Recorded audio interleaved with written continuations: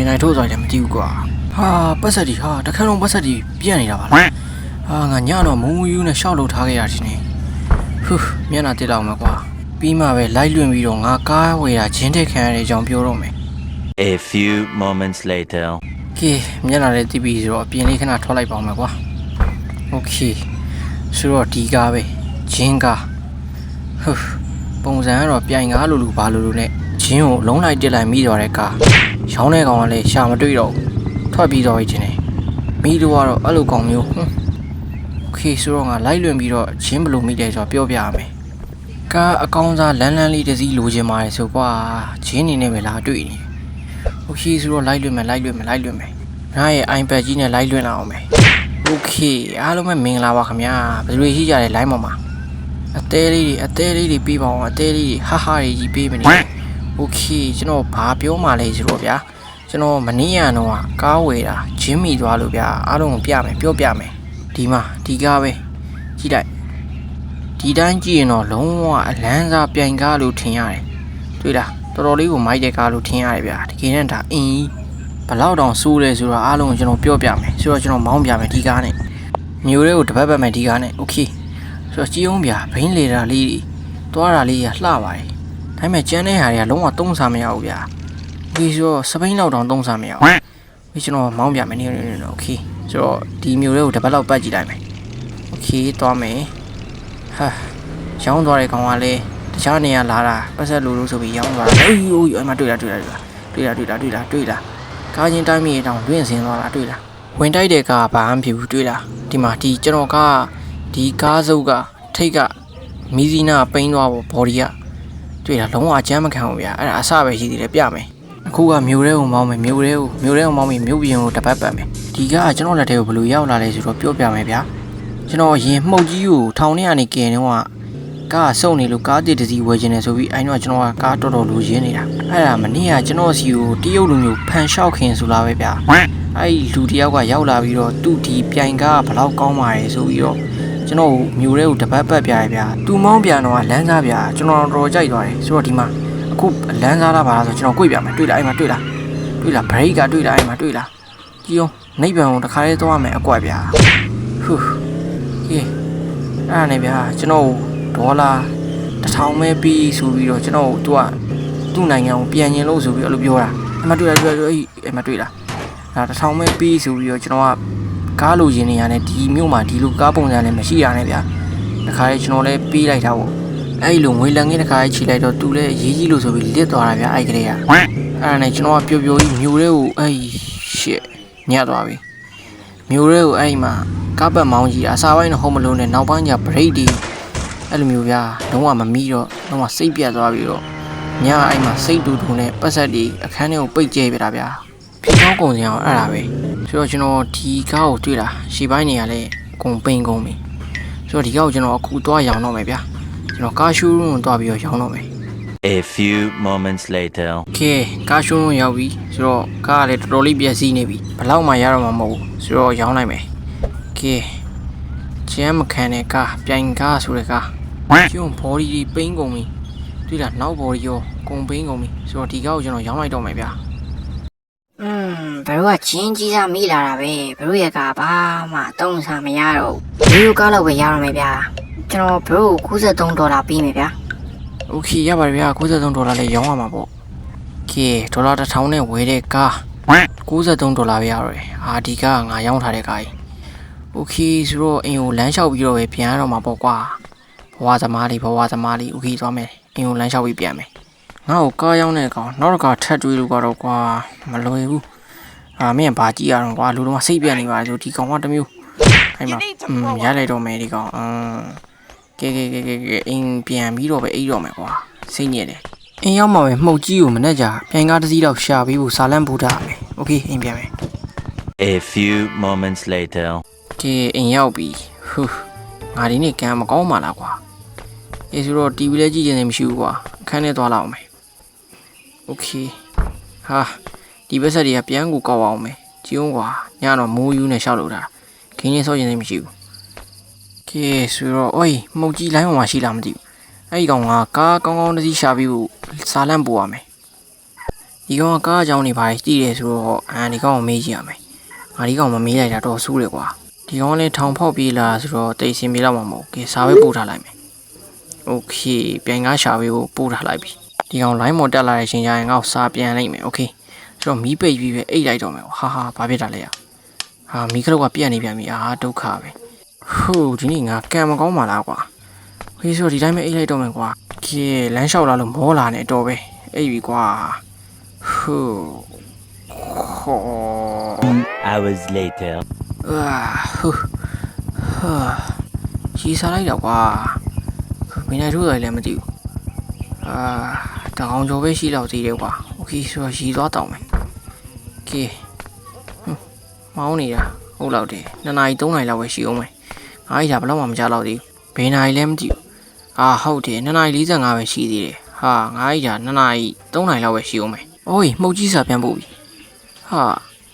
ကျော်ကြီးစီမှာရှိရလေကျော်ကြီးဆိုတာဟိုရဲစခန်းကဂိမ်းတီချွေနဲ့ဂိမ်းမကြီးကိုနှကောင်နဲ့အကြီးကောင်ပြောရတယ်နဲ့ကျော်ကြီးနဲ့ဇော်ကြီးဟုတ်တယ်အဲ့ဆိုမနေ့ကမှပဲအဲ့ကောင်နေအိမ်ကိုခဏသွားကြည့်လိုက်မယ်ဝေးအခုတော့ပြန်အိမ်မယ်ကွာဟိုအိပ်ပြီကွာ The next day. ကဲဒီနေ့ကျွန်တော်ပြန်ကားတစ်တော့ဝင်มาပဲဖြစ်ပါတယ် let's go ကဲကျော်ကြီးနဲ့ဇော်ကြီးရှိကိုပြန်ကားတစ်တော့ဝယ်ကြမယ်အဲ့ကောင်နေရောင်းဖို့တော့မျှော်လင့်ပါတယ်ကွာโอเคဆိုတော့သွားမယ်နေုံရဲစခန်းကဝေးတယ်ကွာဆိုတော့ငါမကားလည်းမရှိဘူးဟိုကလည်းသူများကားကြီးဆိုတော့ငါရဲ့နောက်ဆုံးလက်နက်ကိုထုတ်သုံးမှရတော့မယ်တန်โอเคကဲနေုံတကားပိတ်တော့မယ်ကဲဒါတော့ကျွန်တော်ရဲ့နောက်ဆုံးလက်နက်ခုံဆိုင်ကယ်ပဲဖြစ်ပါတယ်ကဲဘယ်လိုလုပ်လို့လဲဆိုတော့ပြမယ်တွေ့လားအိုး yes ကဲခုံကနေအင်ဂျင်စံနေပါထွက်တယ်ဗျာဆိုင်ကယ်လောက်လာတာခုံဒီရလေစီးတော့ကြီးတယ်ဗျာဒါပေမဲ့ဒီတိုင်းသွားတာတိတ်ပြီးဖီးမလာလို့ဓာကြီးကိုကြောင်နဲ့ထိုးတာလားဆိုတော့အခုတော့ထုတ်သုံးသွားပြီဝေးငါတော်တော်လမ်းပါလားအိုးကြည့်လိုက်အိုးခုံတစ်ခုတည်းနဲ့ဆိုင်ကယ်လောက်ထားတာနော်စောင်းဝမ်းလန်းနေဒီဓာလေးရမှာဟိုကားထန်ဆိုင်တော်တော်လေးအဆင်ပြေလေဦးမယ်ဆိုတော့ဓာလေးနဲ့ကြော်ကြီးနဲ့ဇော်ကြီးသွားမယ် let's go သွားကြမယ်ဒီဓာလေးဒီလိုလေး꿰လိုက်မယ်နေဘရိတ်ကလည်းမိသလားမင်းနဲ့သွားရှိုးလို့မရဘူးဒီချိုင်းကုန်းကျွန်တော်ဝယ်နှုံးပါဗျာကျွန်တော် UK ကနေမှားတာဝယ်နှုံးကကျွန်တော်ဒေါ်လာ2000လားပေးရတယ်ဆိုတော့အောင်မောင်မှာကြော်ကြီးနဲ့ဇော်ကြီးအိမ်โอเคကြော်ကြီးနဲ့ဇော်ကြီးအိမ်ကိုသွားမယ်ညက်နေပြီမညောပေါ်တက်လို့မရဘူးတဲ့ဝေးဒီတိုင်းတက်ကြည့်လိုက်မယ်โอเคအိုးထောင်းသွားပြီအိုး shit ကဲတက်လို့မရဘူးလေဆင်းလိုက်ပါတော့မယ်ကွာโอเคဆိုတော့ဒီခုံဒီတိုင်းထားခဲ့လိုက်မယ်Whoa! What the hell? ကောင်းရမိုက်လိုက်တော့ကွာဟူးဆိုတော့ဒီကားပဲဖြစ်ရမယ်မှုတ်ကြီးပြောတာဒီကားပဲဖြစ်ရမယ်ကဲဆိုတော့ဒီကားကိုငါဝယ်ဖို့အတွက်အနေနဲ့ကြော်ကြီးနဲ့ဇော်ကြီးရှိကိုတွားပြီးတော့စကားလေးပြောကြည့်လိုက်မယ်ကွာကဲဒီကောင်းနေမွေးနေပွဲလုပ်နေရတာကြော်ကြီးရေဇော်ကြီးရေငါဝင်လာပြီနော်နေတကားပြန်ပေးလိုက်ခေးရောက်နေဘေးရောက်နေတယ်ဒီကောင်းနေဂိမ်းထွင်နေရတယ်နဲ့မောင်ဇော်ကြီးကတော့ရှိတယ်ဟဲ့အောင်ဇော်ကြီးလွင့်ဘာကိစ္စရှိလို့လဲအေးကွာငါမင်းတို့ဟိုအိမ်ရှိမှရက်ထားတယ်ကားပြာရောင်လေးအပြာကားလေးနေအကားပြာရောင်လေးအဲ့လေးဝယ်ခြင်းလို့ကွာမင်းဘယ်လောက်နဲ့ရောက်မှလဲပြောအဲ့ဒါငါ့ဦးတော်ကြိုက်လို့အမွေကနေတကူးတကမှားထားတာကွာမင်းကနေလောက်ပါကွာငါပြန်ကားလေးစီးရင်လို့ပါကွာမင်းဝယ်ထားတဲ့ဈေးတက်ပို့ပြီးတော့ပြီးမယ်ကွာလောက်ပါကွာငါချင်းမိထားလို့အေးကွာဒီနေ့ရတယ်ငါတို့မွေးနေဆိုတော့မျိုးကွာမင်းဒီတိုင်းတော့မရောင်းကွာအဲ့ဆိုဘာလို့မှရောင်းမှလဲကွာပြောငါတို့ညီကိုနေကမွေးနေလုံးမဲ့ကိန်းမုံပျောက်သွားလို့ကွာအဲ့ဒီကိန်းမုံတွေကိုမင်းပြန်ရှာပြီးရင်မင်းကိုအော်ကားရောင်းမှာကွာဟိုးရင်တော့မရောင်းတော့ကွာမွေးနေ့ကိတ်ရှာပေးရတာပင်တော့မပင်မမှာကွာဆိုတော့ကားရဖို့တော့ပဲကွာရှာပေးလိုက်မယ်အေးကွာငါရှာပေးမယ်ရနေရာလေးတော့ပြောလေကွာမင်းကနေရာကြီးစာရေးပြလိုက်မယ်အဲ့ဒီနေရာတွေကမွေးနေ့ကိတ်တွေကိုမင်းယူလာပေးကွာအေးဟုတ်ပြီဆိုရင်ငါမင်းရဲ့မွေးနေ့ကိတ်တွေအကုန်လုံးယူလာပေးမယ်ပြီးရင်တော့အဲ့ဒီကောင်ငါ့ကိုရောင်းရမှာနော်ငါမင်းပြောသလောက်ဈေးကိုပေးမယ်ကွာမင်းကအဲ့မွေးနေ့ကိတ်တွေကိုတွေ့အောင်ရှားရကွာစိတ်ချစမ်းပါကွာဒီမျိုးကနေရာတွေငါလို့ရတယ်ရောင်ကြောကြီးဘာကိန်းနေတော့ဟာအေးတငယ်ချင်းငါကြီးကြီးနဲ့တူတဲ့ကိန်းထွင်းနေတာကွာအေးပါကွာအဲ့ဆိုဒီကိန်းမောင်စားလို့ရရမလားမရလဲစားပြီကွာတော်ကောင်းတဲ့ကိန်းမုံပဲကွာโอเคဆိုတော့ငါသွားပြီကွာငါကိန်းမုံလေးသွားရှာတော့မယ်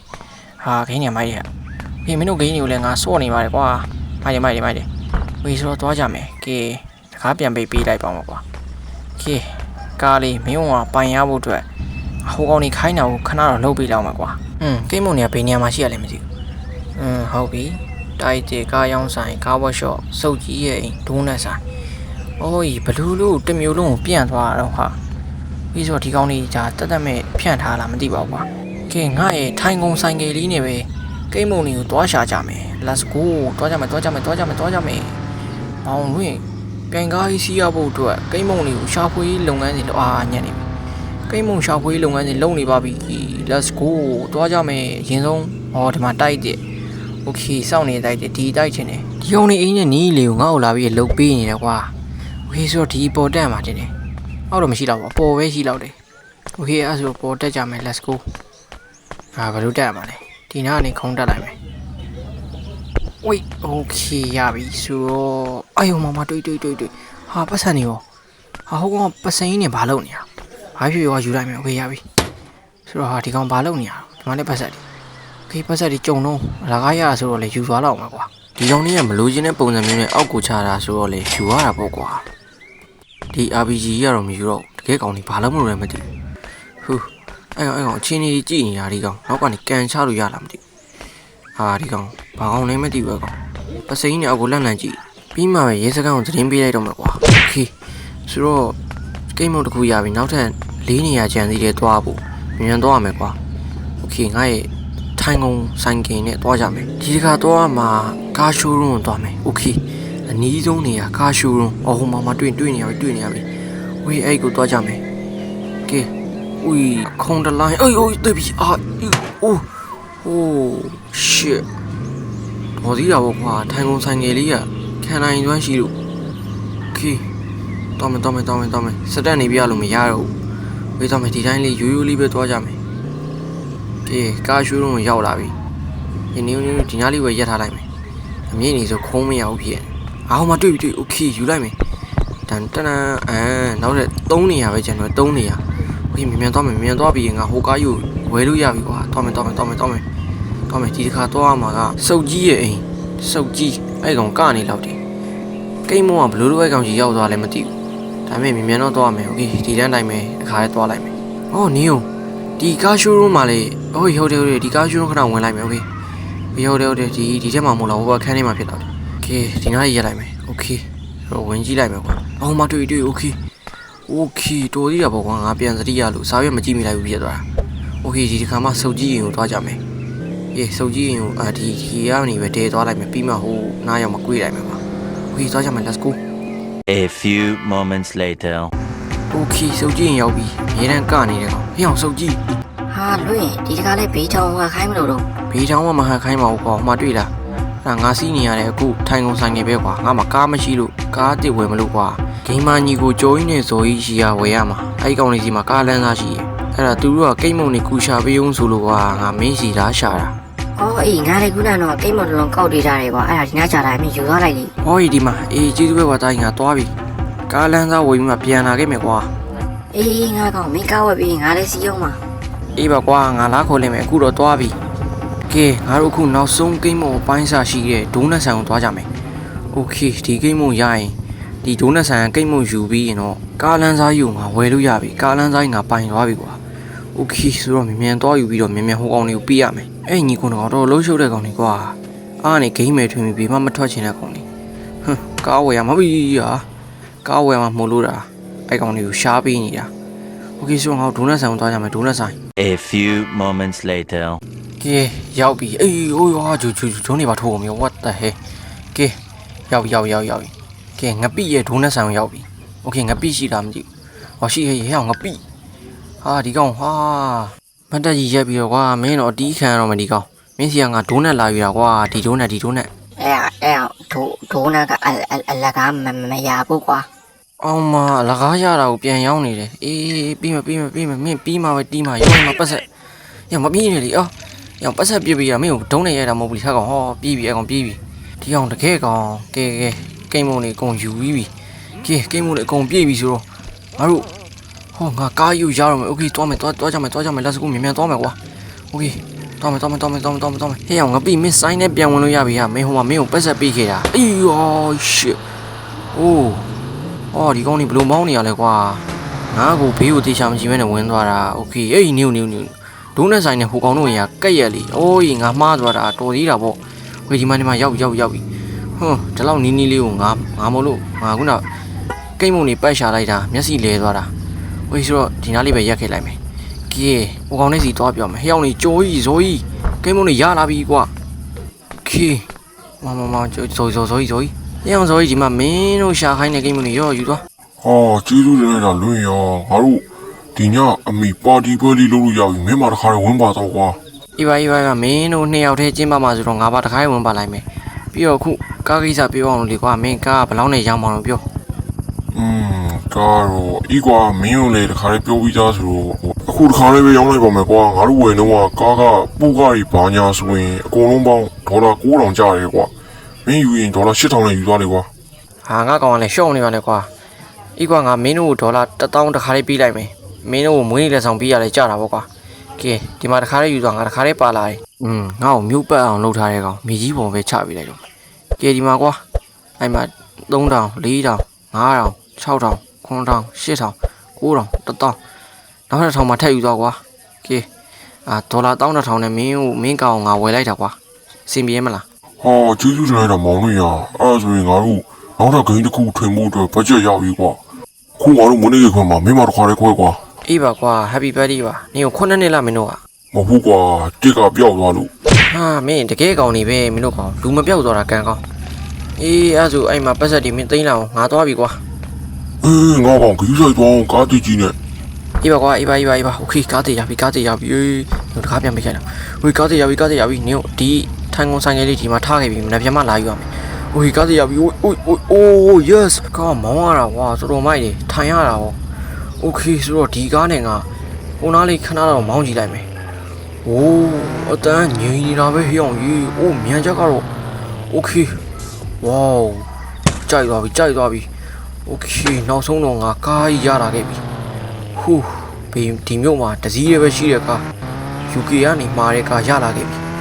A few moments later. ကဲအားလုံးပဲမင်္ဂလာပါကျွန်တော်ညာကြီးလိုက်လွှင့်ရတာဘာလို့လိုက်လွှင့်ရလဲဆိုတော့ဒီမှာပဲဖြစ်ပါတယ်ကျွန်တော်ကားကြီးရလာပါပြီโอ้ yes ကဲကျွန်တော်ရဲ့ကားကြီးဘယ်လောက်မိုက်လဲဆိုတော့အားလုံးကြည့်ရပါအောင်ဗျာဒါကျွန်တော်ခက်ခဲရလာတာโอเคဆိုတော့